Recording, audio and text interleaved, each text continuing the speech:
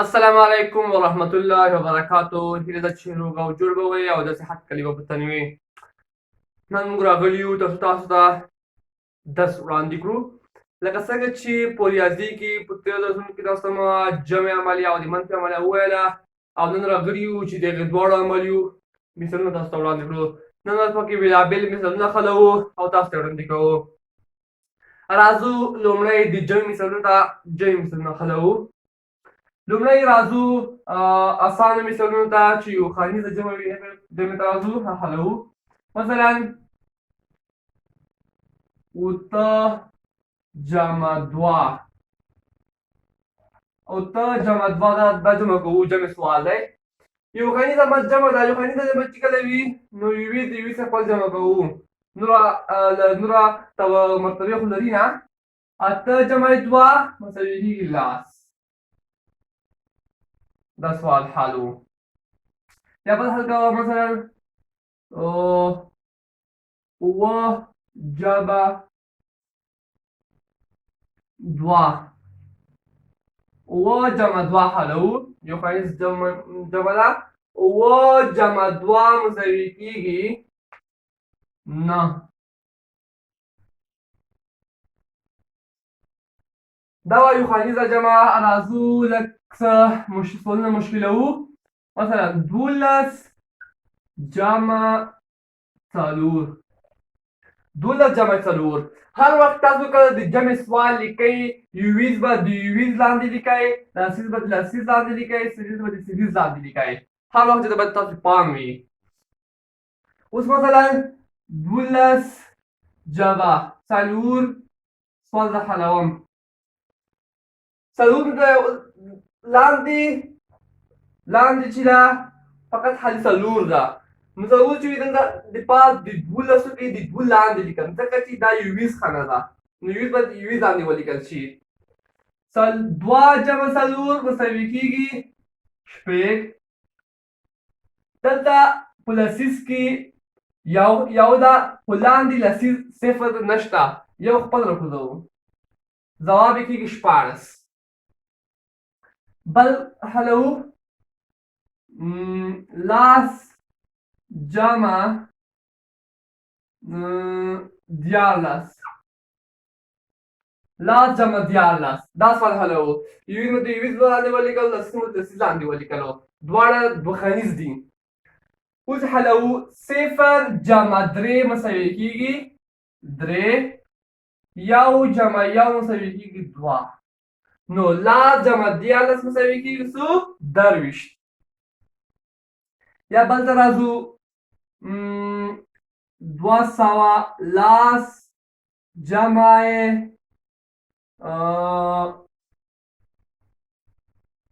58. 200 لاس جمع 58. دا مثال حلوم. 5 درې خانیز ده، لاندې چې ده 2 خانیز ده. یویز مو د یویز لاندې ولیکلو، لسیز مو د لسیز لاندې ولیکلو، سیریز مو د سیریز لاندې لیکلی دی. 0 جمع 8 مساوي کېږي 8. خپلې خانې لاندې جمع کوو. 1 جمع 5 مساوي کېږي 6. 2 خپل راکوزو که چېرته لاندې په سیریز کې عدد نشته. 2 خپل راکوزوو. نو 200 جمع 58 مساوي کېږي 288. مثلا بل حلوو. 490 جمع 300 لاس. دا سوال حلوو. پاس هم درې خانیز ده، لاندې هم درې خانیز ده. یویز مو د یویز لاندې لیکلی دی، لسیز مو د لسیز لاندې لیکلی دی، سیریز مو د سیریز لاندې لیکلی. اوس هر یو ترتیب سره یویز په یویز حل کوو. یویز په یویز کې حل کوو. لسیز حل کوو، سره جمع کوو. سیریز سره جمع کوو. 0 جمع 0 مساوي کېږي 0. 9 جمع 1 مساوي کېږي لاس.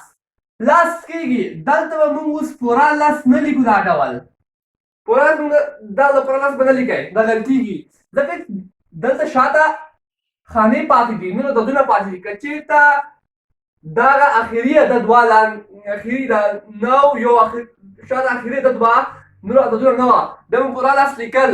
خو دلته عددونه موجود دي، 4 درې عددونه موجود دي. دلته اوس پوره لاس نه لیکئ.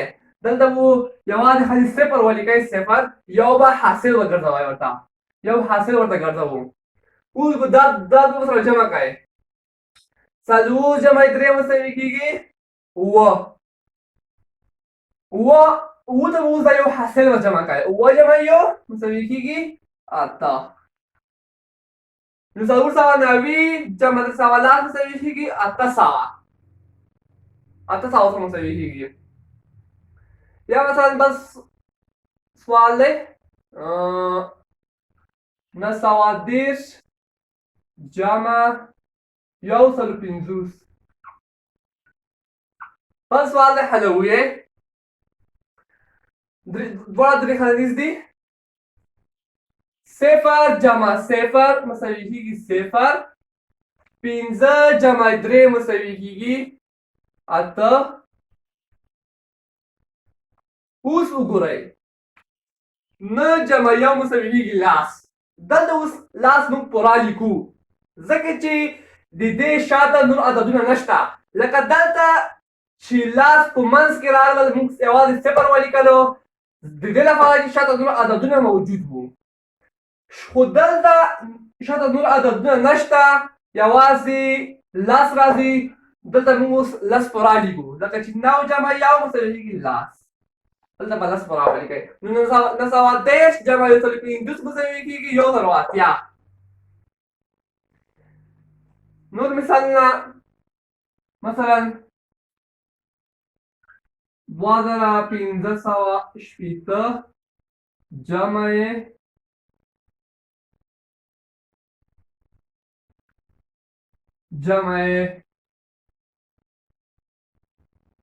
درې دوه یو پنځه درې زره دوه سوه پنځلس دا مثال حلوو اوس راځو یویز سره جمع کوو لاسیز د لاسیز سره جمع کوو سیلیز د سیلیز سره جمع کوو زیریز د زیریز سره جمع کوو ترتیب سره یو صفر جمع پنځه مساوي کېږي پنځه شپږ جمع یو مساوي کېږي اووه پنځه جمع دوه مساوي کېږي اووه درې دوه جمع درې مساوي کېږي پنځه نو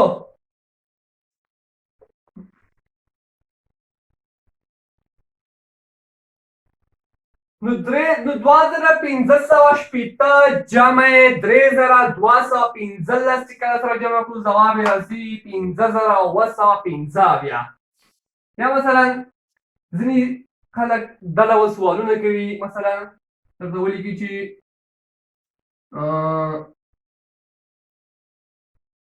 څلور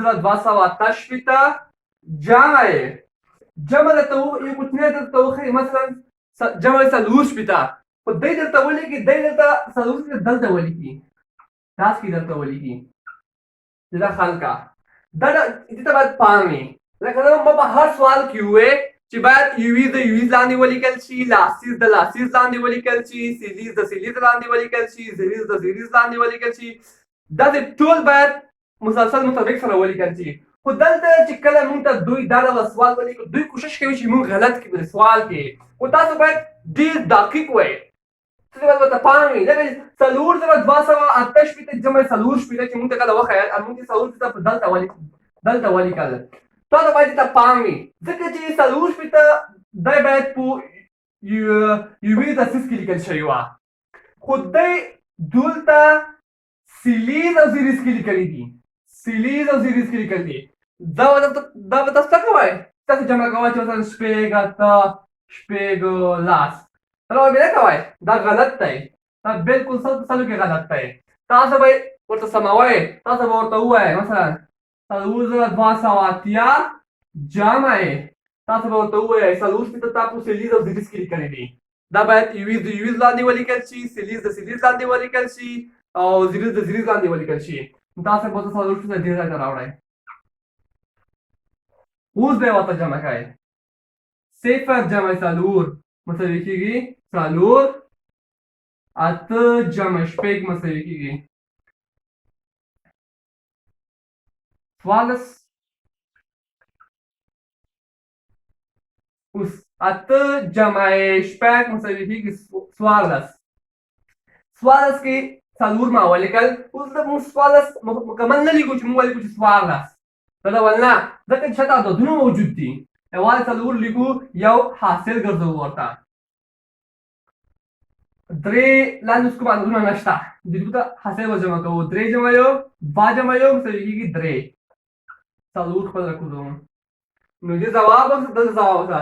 دلته لاس زره شپږ سوه شپږ اتیا ځواب ورکړل، څلور زره درې سوه څلور څلوېښت ځواب ورکړلو. څومره پکې فرق راغلو. باید تاسو ډېر دقیق اوسئ په دې ډول سوالونو کې. تاسو دوی غلطوي، تاسو باید ډېر دقیق اوسئ. دا و د جمع نور بېلابېل سوالونه هم چې تاسو به پریکټس وکړئ. په سوالونو باندې تاسو پریکټس وکړئ د جمع په سوالونو باندې. خالي کوي پکې. اوس راځو د منفي سوالونو ته. منفي سوالونو باندې یو څه خبرې کوو. او لکه څنګه چې په تېر درس کې مو منفي تعریف کړله، قوانین مو ویل، په قوانینو کې مو مثالونه حل کړل. اوس راځو لږ عمومي مثالونه حل وکړو منفي کې. مثلا اته منفي څلور. دلته کمول دی. منفي لکه مخکې مو تعریف کړي چې موږ وویل چې منفي په لغات کې کمولو ته ویل کېږي. اوس به کموئ. اته منفي څلور، یعنې اتونه چې کله څلور لاړ شي څه پاتې کېږي؟ اته نقد در سره دی. اته نقد روپۍ در سره دي. څلور قرضې دي. نو څلور قرضې چې کله دوکاندار ته کله ورکړې، نو تا سره به څو روپۍ پاتې شي؟ څلور روپۍ به در سره پاتې شي. بل وګورئ شپږ منفي دوه. شپږ نه چې دوه لاړ شي ورته ګڼئ. دوه دي که نه؟ درې څلور پنځه شپږ. څو پاتې شول؟ څلور پاتې شول. یا لاس منفي دوه. اوس وګورئ. اوس دا ډول کوو. دلته اوس لکه څنګه چې په منفي تعریف کې موږ ویل چې د لوی عدد څخه د کوچني عدد کمول ته منفي ویل کېږي. هر وخت باید د لوی عدد څخه موږ کوچنی عدد کم کړو. داسې نه چې د کوچني عدد څخه لوی عدد کموو، ځکه دا هغه ډول سوال موږ په حساب کې به نشو حلولی. حساب دا ډول سوالونه حل کوي چې د لوی عدد څخه کوچنی عدد منفي شي. دا ډول سوالونه حل کولی شي. نو اوس لاس منفي دوه دي. دلته خو صفر کوچنی دی او دوه لوی دی. اوس به څه کوو؟ اوس به داسې وکړو چې د صفر څخه د یوه څخه به صفر ته یو ورکړو. هر کله مو چې د صفر ته د یو څخه یو ورکړلو، دا به لاس شي.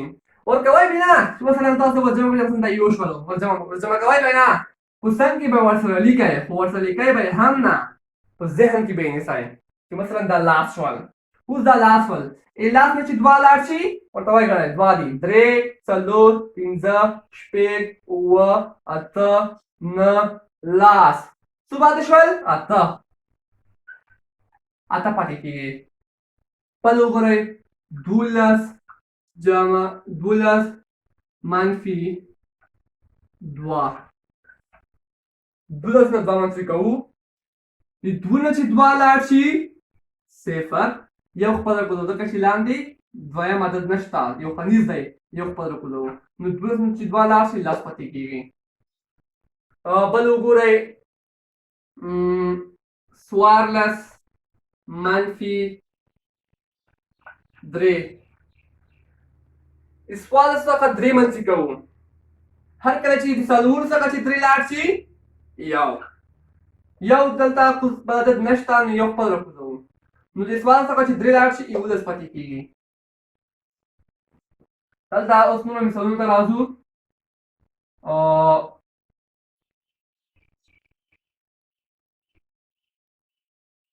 شپاړس منفي 12. دا مثال حلوو. شپاړس منفي 12. یویز به د یویز څخه منفي کوئ، لاسیز به د لاسیز څخه منفي کوئ، سلیز به د سلیز څخه منفي کوئ، زیریز به د زیریز څخه منفي کوئ. اوس د شپږو څخه چې دوه لاړ شي څو پاتې کېږي؟ څلور پاتې کېږي. نو که چېرته ورته وګڼو درې څلور پنځه شپږ، یعنې څلور پاتې شول؟ څلور. اوس یو ته راځو. د یو نه چې یو لاړ شي صفر. نو چې خواته صفر کومه معنا نه لري، نو نه یې ورسره لیکو. نو د شپاړس څخه چې 12 لاړ شي 4 پاتې کېږي. بل ته راځو 24 شل دا حلوم. 4 نه د 0 لاړ شي 4 ځکه چې موږ مخکې وویل چې په منفي کې او جمع کې د عینت عنصر چې دا 0 ده چې په عملیه باندې په عدد باندې هیڅ قسم تاثیر نه غورځوي. دلته په 4 باندې هیڅ قسم تاثیر ونه غورځولم. 4 نه د 0 لاړ شي 4 2 نه چې 2 لاړ شي 0 کومه معنا نه لري نه یې لیکو. نو 4 څخه چې شل لاړ شي 4 پاتې کېږي.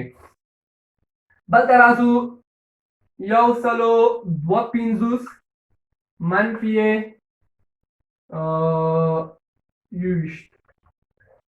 152 منفي 20 دا حلوم. له 2 څخه چې 1 لاړ شي 1 د 5 څخه چې 2 لاړ شي 3 دلته 1 دی دلته کوم عدد نشته نو یو خپل راخوځوم. د 152 څخه چې 20 لاړ شي 1 پاتې کېږي. بل ته راځو بل مثال ته 150 منفي 150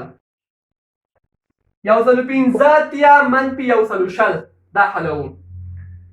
0 د عینت عنصر ده 5 باندې هیڅ قسم تاثیر نه غورځوي. نو 5 چې 0 لاړ شي 5 له 8 څخه چې 2 لاړ شي که څه ته ورته وایي ګڼو 3 4 5 6 8 3 4 5 6 8 پس ولته چې شپږ پاتې کېږي. د 1 څخه چې 1 لاړ شي 0 کومه معنا نه لري نه یې ورسره لیکو. نو 150 څخه چې 100 لاړ شي 50 پاتې کېږي. بل وګورئ 250 منفي 133 نه لیکو او به لیکو 150 دا حلوم. د 5 څخه چې 5 لاړ شي 0 د 8 څخه چې 9 لاړ شي 1 له 2 څخه چې 1 لاړ شي 1 نو 250 څخه چې 150 لاړ شي 110 پاتې کېږي. ځینې خلک بیا تاسو ته دا ډول سوالونه لیکي تاسو غلطوي. ځینې خلک دا ډول سوالونه ډېر کوي چې تاسو ته دا لوی عدد چې ده دا لاندې ولیکي او کوچنی عدد پاس ولیکي. درته وایي دا اوس حل کړه. دا ډول مثلا 260 منفي 910 دا ډول سوال درته ولیکي چې 260 منفي 910. زیاتره د ماشومانو ته د زیاتره خلک دا ډول سوالونه لیکي دا سوال تاسو ته حل کوي. لکه څنګه چې موږ د حساب البته د منفي په تعریف کې لومړی وویل چې منفي په لغت کې کمولو ته وایي او په اصطلاح کې د لوی عدد څخه د کوچني عدد کمولو ته منفي ویل کېږي. یعنې د لوی عدد څخه د کوچني عدد کمولو ته منفي ویل کېږي. تعریف داسې وایي د تعریف مطابق موږ باید یو سوال حل کړو. داسې نه دی ویلي چې د کوچني عدد کمولو څخه لوی عدد کمولو ته منفي ویل کېږي. په تعریف کې ویل شوي دي چې د لوی عدد څخه د کوچني عدد کمولو ته منفي ویل کېږي.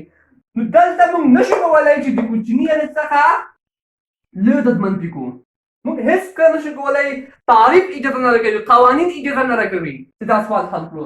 البته په الجبر کې بیا موږ کولی شو ځکه چې د الجبر تعریف داسې دی چې ټول هغه مسایل چې الجبر ورڅخه عاجز حساب ورڅخه عاجز دی حساب یې نشي حلولی. الجبر ورته فارمولې او بدلې او فورمولونه جوړوي. یعنې هغه سوالونه چې حساب یې نشي حل کولی حساب یې توان نه لري هغه سوالونه بیا الجبر حلوي. لکه دا ډول دا سوالونه اوس حساب یې دی چې حلولو وړتیا نه لري نشي حلولی. نو دا ډول سوالونه بیا په الجبر کې حل کېږي. نو د دې لپاره خوږو شاګردانو چې تاسو ته پام وي دا کې تاسو باید ډېر ځیرک اوسئ. تاسو باید خلکو ته روغ دلایل وړاندې کوئ لکه ما تاسو ته وړاندې کړل. تعریف اجازه نه راکوي، قوانین اجازه نه راکوي. دا ډول سوالونه د الجبر کار دی. ځکه چې د الجبر تعریف داسې دی چې ټول هغه مسایل چې حساب یې نشي حلولی الجبر ورته معادلې او فورمولونه جوړوي یعنې الجبر یې حل کوي نو یو اصل نه موږ نشو حلولی نو دې دپاره تاسو باید ډېر ځیرک واوسئ هر وخت باید لوی عدد پاس او کوچنی عدد لاندې وي راځو اخرنی سوال حلوو 4850 منفي 3740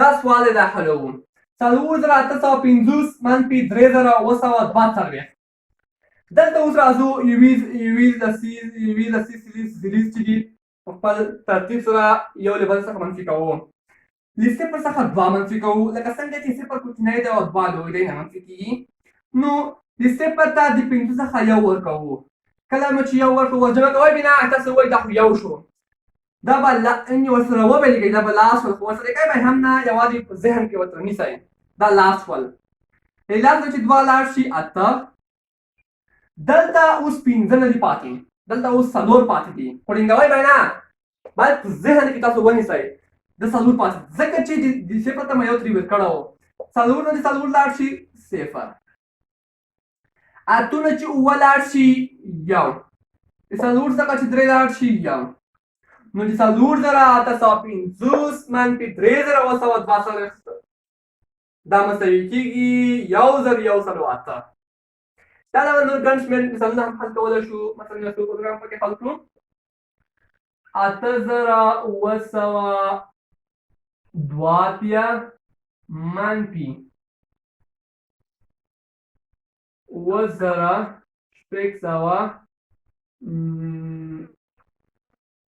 2000 دا ډول مثال حلوو له 2 څخه چې 2 لاړ شي صفر د 8 څخه چې 9 لاړ شي یو د 9 څخه چې 6 لاړ شي یو د 8 څخه چې 9 لاړ شي یو نو د هر کله چې د 8902 څخه چې 9602 لاړ شي نو دا پاتې کېږي 1010 دا و د نن ورځې درس چې ما تاسو ته په جمعي او د منډې په موضوع کې ګڼ شمېر مثالونه حل کړل تاسو هم په کور کې پریکټس وکړئ زما درس وګورئ زما چینل ته سبسکرایب کړئ د نورو ویډیوګانو لپاره د بیل نښان هم سره کلیک کړئ تر څو زما ویډیوګانو تاسو در ورسېږي زما ویډیوګانې وګورئ زما درسونه تعقیبوئ انشاءالله تعالی دا درسونه چې دي د پیل څخه شروع کړي دي انشاءالله داسې وخت به رسېدلي وي چې موږ به ډېر په لوړ حد کې روان وو ډېر لوړ درسونه به شروع کړي وي نو تاسو زموږ درسونه وګورئ شاګردان زما دفعه عام دی دوی درسونه وګورئ بس وخت مه تېروئ ځکه چې دا د کرنټین موده ده دا تاسو ته د مطالعې لپاره یوه زرینه موقع درکړل شوې ده تاسو پکې مطالعه وکړئ د هر ځای نه چې وي تاسو مطالعه وکړئ درسونه مه پرېږدئ نو دې لپاره چې زه هم تشویق شوی وم زما ویډیوګانې وګورئ زما چینل ته سبسکرایب کړئ تر څو زما د ویډیوګانو څخه ګټه واخلئ خصوصا د هغو شاګردانو لپاره چې دوی په ابتدایي درسونو کې مشکل لري نو زما چینل دوی لپاره یو بهترین چینل دی نور مو وخت نه نیسم دا تاسو ته هیله کوم چې زما چینل ته سبسکرایب کړئ د ګنټې یا د بیل نښان هم درسره کلیک کړئ تر څو زما ویډیوګانو تاسو ته په ټولو زر در ورسېږي نور د خدای په امان